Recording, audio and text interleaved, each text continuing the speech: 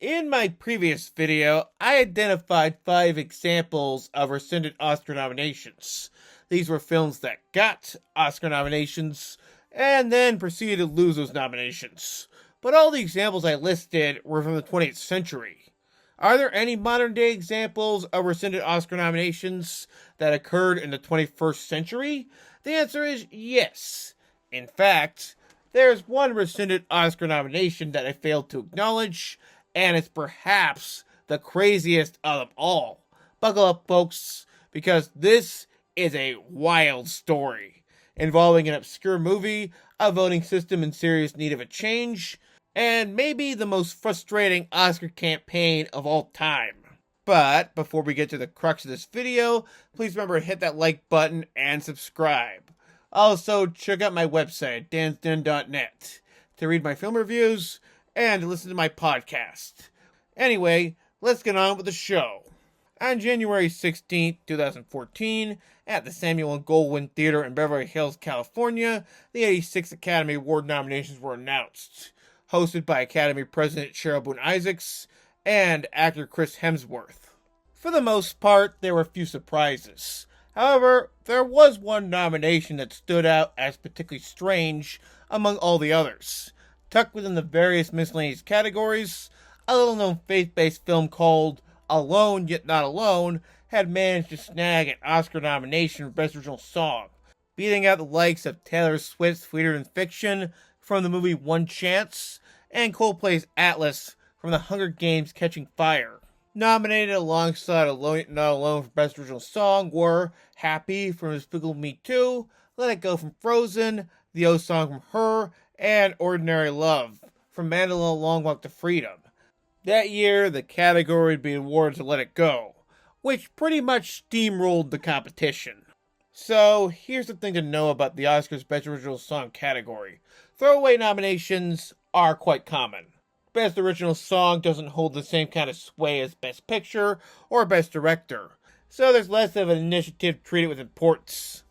Diane Warren is a mega-hit songwriter, and just about every single Oscar nomination she's received in the past decade, which is a lot, is for films that it's hard to argue have had much of a cultural footprint. But even as far as obscure films go, Alone Yet Not Alone's nomination stood out for a couple of reasons. Its distributor, Ensign Entertainment, had never released a film before, its cast and crew mostly consisted of unknowns, and perhaps most notably, it was the first film in modern-day Academy Award history to not have a Rotten Tomatoes score, meaning that no major publication had bothered to review the film prior to its nomination. None of this made any sense. Where did this movie come from? And more importantly, how the heck did it score an Oscar nomination? Well, the answer, it turns out, was through connections. But before we get into a discussion of what actually happened here, first, let's talk about the movie itself. I have some thoughts. Alone Yet Not Alone tells the story of the Leiningers.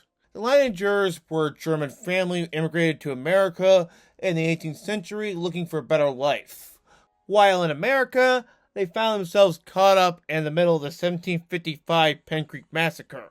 The Pen Creek Massacre, for those who don't know, was the first in a series of raids by the Lenape tribe during the French Indian Wars of the 1700s. The Leiningers' house was burned down, Father Leininger was killed, and the family's 2 daughters, Barbara and Regina, were kidnapped by the Lenape tribe, where they spent several years in captivity as slaves. Now, given all that I just said, doesn't the story sound like it would have the potential to make for a really solid movie? Perhaps something in the style of, say, Michael Mann's Last of the Mohicans? Well, yes, it does. But Alone Yet Not Alone is, how do I put this? Not good. Okay, so to give this movie some credit, it's not badly made in the same way that a lot of these faith-reaffirming Christian movies are, which often take a one-sided approach to religion. No, this movie is bad for an entirely different reason. It's boring as all sin. This is a movie filled with stock characters and stock writing. Do you love God? Well, this movie sure does. It's the only thing it really has going for it. But I suppose that may be underselling the film a tiny bit. There has to be more here than just Jesus, right? Well, yes. I also had to wade through some old-fashioned Native American stereotypes, a plot that felt like it was trying to cover way too much ground, and two unnecessary, nauseating flashback sequences. It all amounts to a film that is both overtly goopy and also kind of painful to watch. It is not one of the worst movies I've seen solely for my channel, but it is definitely among the least essential. Do you believe in bad movies? Well, I did, after seeing Alone Yet Not Alone. So, now that I've talked about Alone Yet Not Alone the movie, what did I think of the song that got the film into so much hot water to begin with? Is it any good? Is it salvageable? Well, musically it sounds very nice.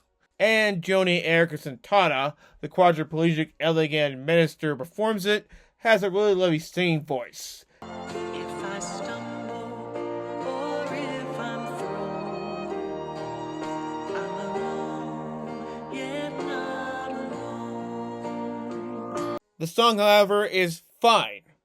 Admittedly, it's not really my thing. It's a song about loving God. If you love that, then great. More power to you.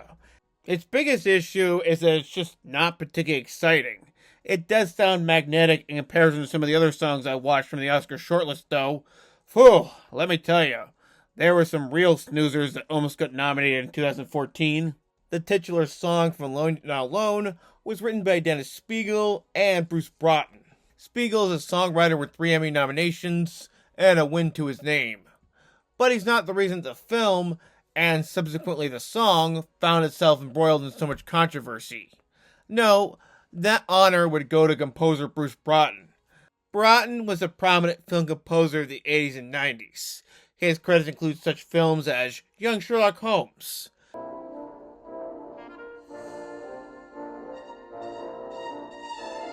Tombstone,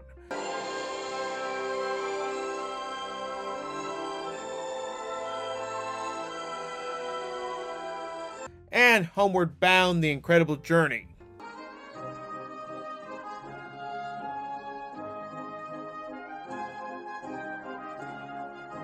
Broughton, a former governor of the Academy, had already been nominated for an Oscar once before, for his score to the 1985 Western Silverado.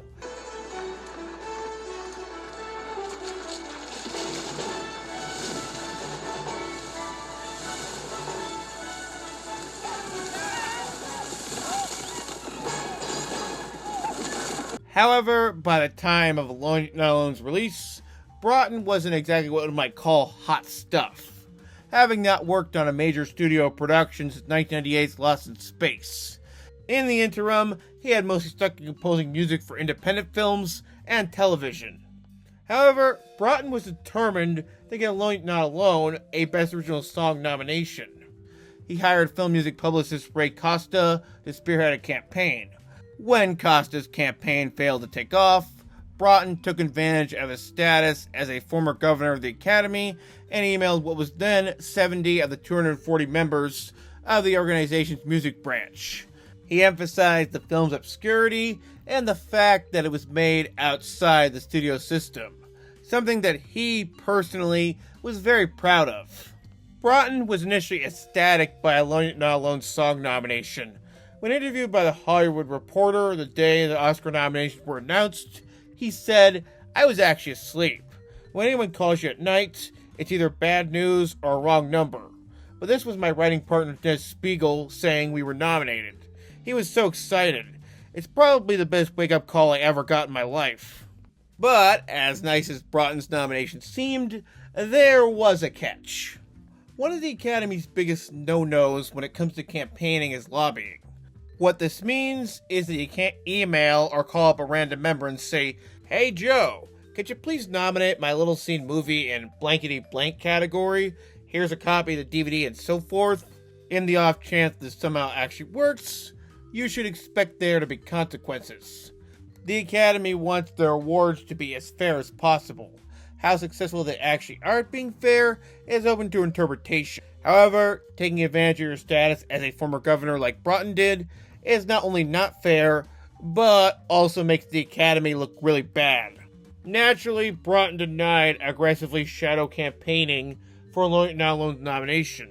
Just about every quote I could find from him regarding the scandal had some variation of, "It's nonsense," or "I didn't do it." I did not ask anybody to vote for it. I didn't do any campaigning for the film. I didn't do anything that I didn't read in the rules, frankly. And I can see where Broughton was coming from. The email he sent to members of the Academy was just a simple reminder to vote for Alone Not Alone's song. It wasn't this forceful or all that abrasive in its writing.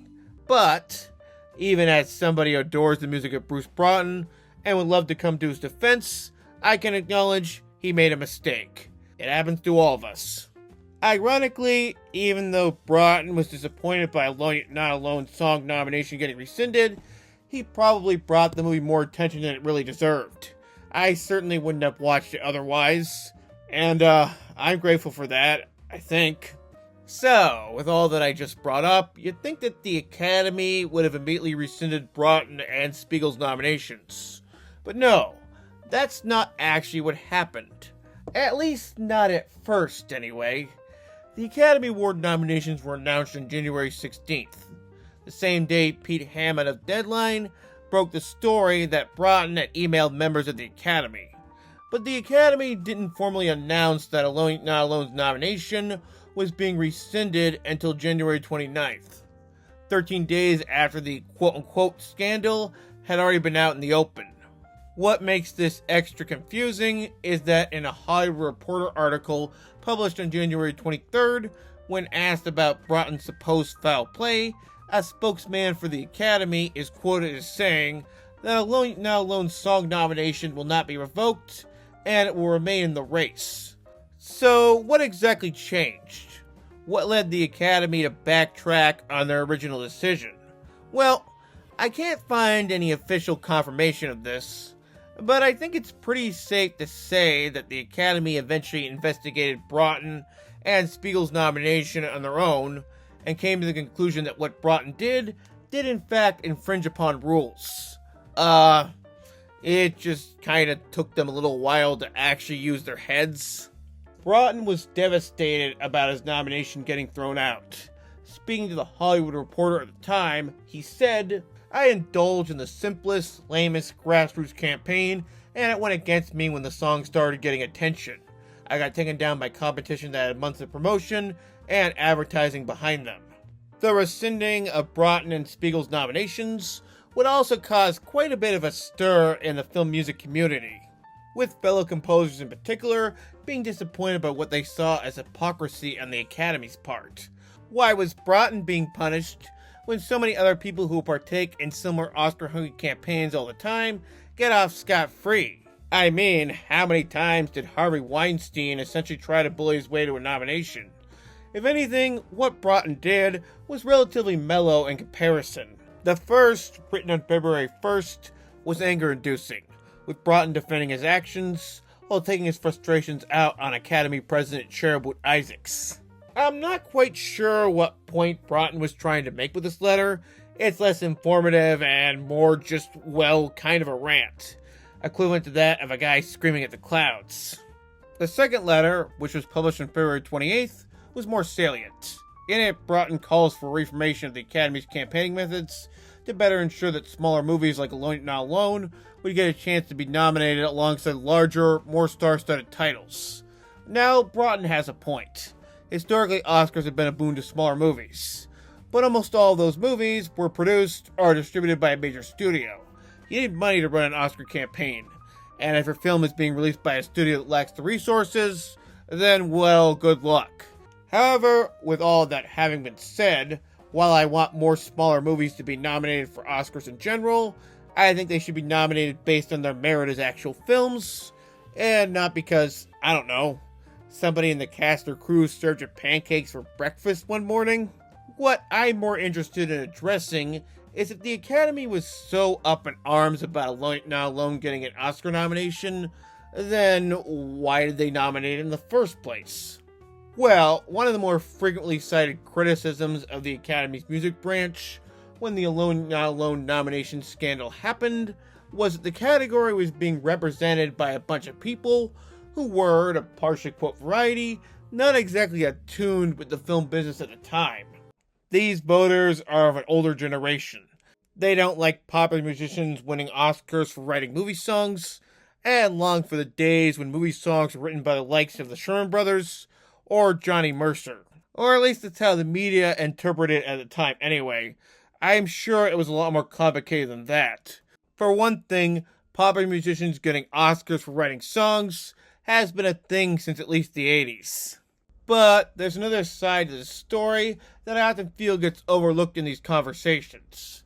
And that's that the Academy voters, music branch or otherwise, can often easily be swayed by friends. Okay, so here's something you should know about the Academy. A lot of voters don't actually watch most of the nominations, and this especially applies to a lesser category like Best Original Song. So, when a respected member of the Academy's music branch sends you an email asking you to consider his film for Best Original Song, how could you possibly turn down his offer? After all, it gives you one less film to think about. Perfect! What could possibly go wrong? Well, actually, everything. Now, do I think friendship was solely the reason for a Alone Not Alone nomination happening? Heavens no.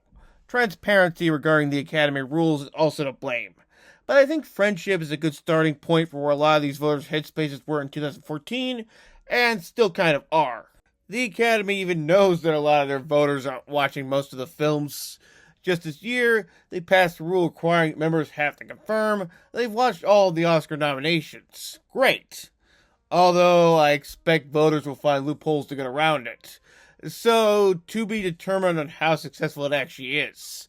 I'm just wondering, what took them so long?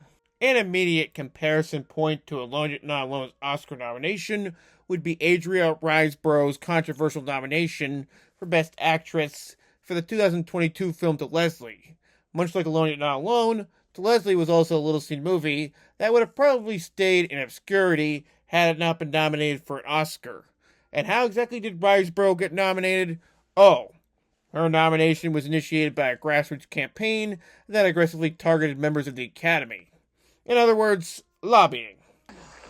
Oh no, not again. I love the Oscars. I watch them every year. But for as much as the Academy has received praise in recent years for internationalizing and diversifying their membership, they still have a lot of work to do. The fact that we're still having these problems in 2025 says a lot. Anyway, until we meet again, see you next time.